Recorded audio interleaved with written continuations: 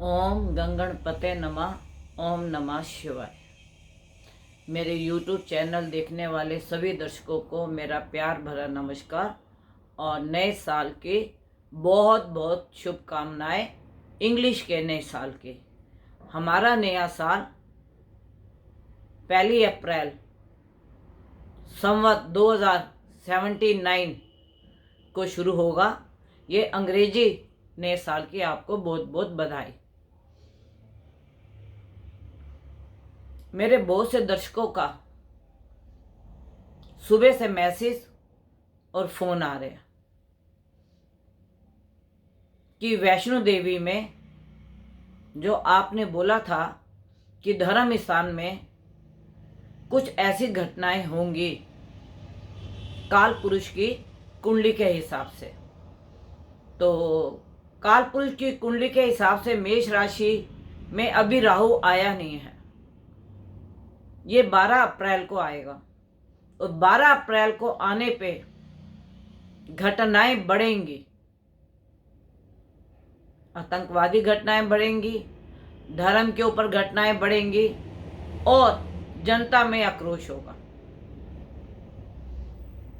जब 12 अप्रैल को राहु बदलेगा, लेकिन मैंने अपनी पिछली वीडियो में ये भी कहा था कि राहु और शनि के परिवर्तन होने से पहले ही 3-4 महीने यह अपना प्रभाव दिखाना और अपने कर्म को करना शुरू कर देता है और उसका प्रभाव हमें दिखने लग जाता है। जैसे अमृतसर का दिखा, अब देखिए आप वैष्णो देवी का। और कोरोना के केस मैंने आप लोगों को अपनी पिछली वीडियोस में बोला है कि जनवरी, फरवरी, मार्च यह कोरोना का पीक का पीरियड होगा और दिन प्रतिदिन केस बढ़ ही रहे हैं। अब मैं अपनी जनता, सरकार की गाइडलाइंस को तो जनता मान नहीं रही और सरकार अपनी गाइडलाइंस दे सकती है, लेकिन उसको अगर जनता नहीं मानती तो उसका जो भोग होगा वो जनता खुद भोगेगी। क्योंकि मैंने अपनी वीडियो में पीछे भी बोला था कि भीड़ ना लगाएं, भीड़ वाली जगहों पे ना जाएं, कुछ आतंकवादी घटनाएं हो सकती हैं और जितना भी हो कम से कम आप घर से बाहर निकलें। अब आप देखिए वैष्णो देवी में क्या हुआ। ये भीड़ की भगदड़ नहीं तो क्या था? किसी के मुंह पे मास्क नहीं लगा हुआ। फिर जब कोरोना की लहर बढ़ती है और सरकार से उनको सुविधाएं नहीं प्राप्त होती तो फिर ये सरकार को कोसना शुरू कर देते हैं। सरकार ने तो अपनी गाइडलाइंस दे दी कि कम से कम निकलो, कर्फ्यू लगा दिया, स्कूल बंद कर दिए और बोला मास्क लगा के चलो, मास्क लगाना जरूरी है। अब आप देखिए इसके अंदर सारी राजनीतिक दलें जो है अपने अपने रोटी सेक रही है। कोई बोल रहा है सरकार की गलती है, कोई बोल रहा है इसकी गलती है, वहां पे पुलिस बल ठीक से नहीं था, वहां की व्यवस्था ठीक से नहीं थी। ये किसी ने नहीं बोला कि जनता ने वहां भीड़ किस लिए लगाई। मंदिर आपके मन में है, आत्मा इस परमात्मा, मंदिर आपके मन में है और कोई ऐसा व्यक्ति नहीं है हिंदू तत्व का, सनातनी, जिसके घर में पूजा ना होती हो या जिसने अपनी कोई देवी देवता या अपने कुल देवता की फोटो ना रखी हो, जिसके ऊपर वो रोज अगरबत्ती धूप बत्ती ना करता हो। मां का दरबार है, मां ने अपना प्रकोप दिखा दिया, धर्म ने अपना प्रकोप दिखा दिया, राहु ने अपना काम कर दिया। लेकिन आप तो बुद्धिमान जीवित व्यक्ति हो, आपने क्या किया?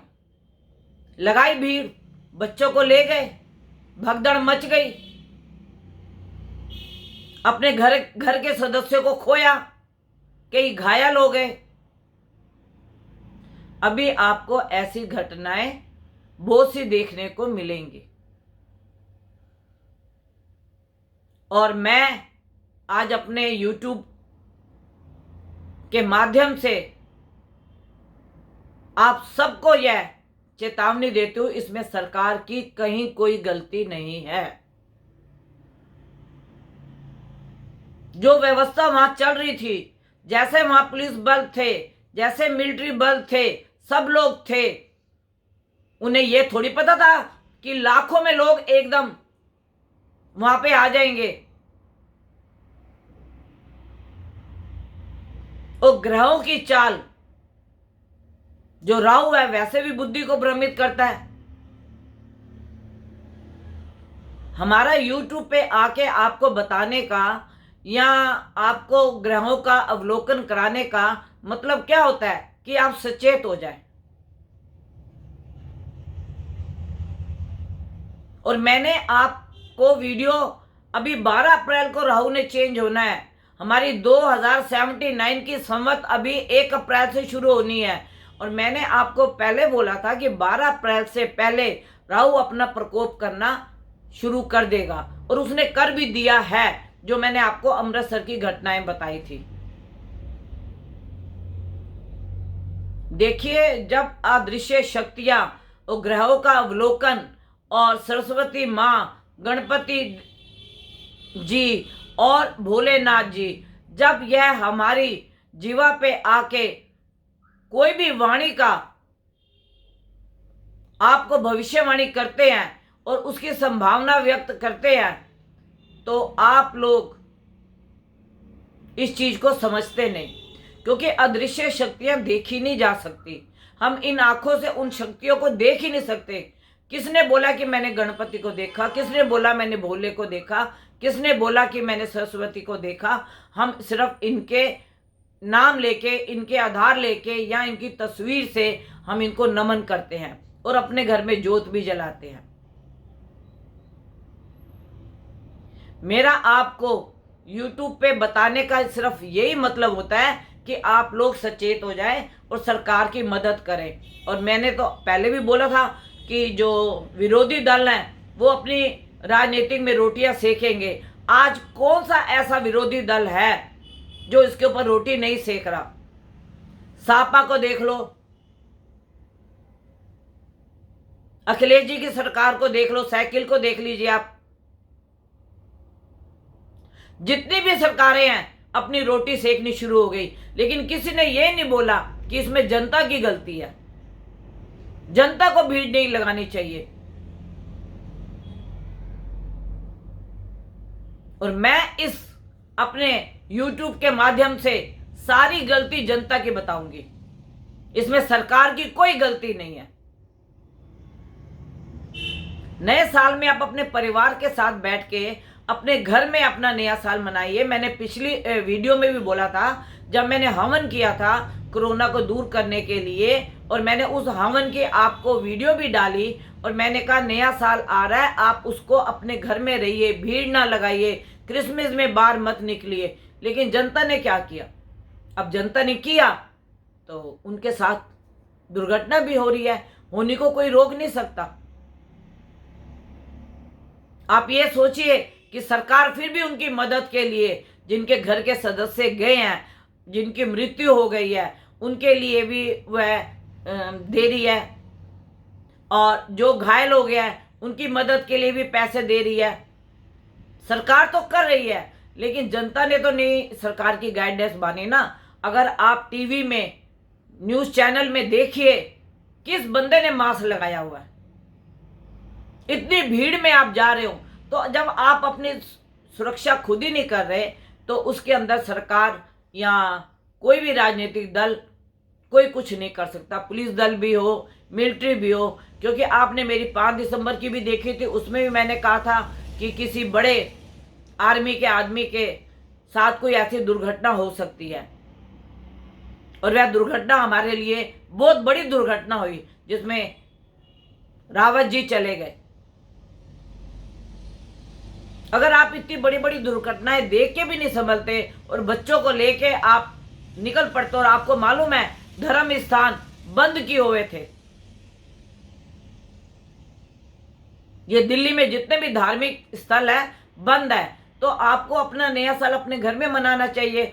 और ना जाने, मैं कहती हूँ, कौन सी ऐसी अदृश्य शक्तियां हैं जो जीवा पे आके ये भविष्यवाणी कर जाती हैं और वह बात सत्य होती है। क्योंकि मेरा कंठ में हमेशा तिलक होता है और कंठ में सरस्वती वास करती है। और मुझे पूरा अपने गणपति पे, अपने भोले पे और सरस्वती पे पूरा विश्वास है कि वह जो भी भविष्यवाणी करती है या जिसकी वो मुझे संभावना बताती है कि वह संभावनाएं घटित हो जाती हैं। अगर आपने मेरा चैनल अभी तक सब्सक्राइब नहीं किया तो आप उसे सब्सक्राइब कीजिए। उसके पास बेल का बटन है, उसको दबाइए, लाइक कीजिए और मेरी वीडियो को शेयर कीजिए कि जितनी भी अगर आपके पास भविष्यवाणियां जाती हैं वह सत्य होती हैं या गलत होती हैं। कमेंट्स बॉक्स में भी मेरे को बहुत अच्छे अच्छे कमेंट्स आते हैं, उसके लिए मैं बहुत धन्यवाद करती हूँ।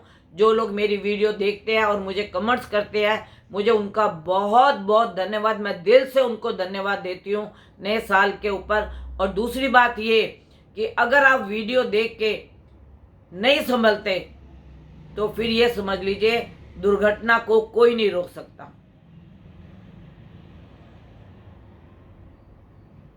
और मैं अभी भी आपको बता रही हूं 12 अप्रैल तक धर्म स्थान पे काफी कुछ घटनाएं होने वाली हैं।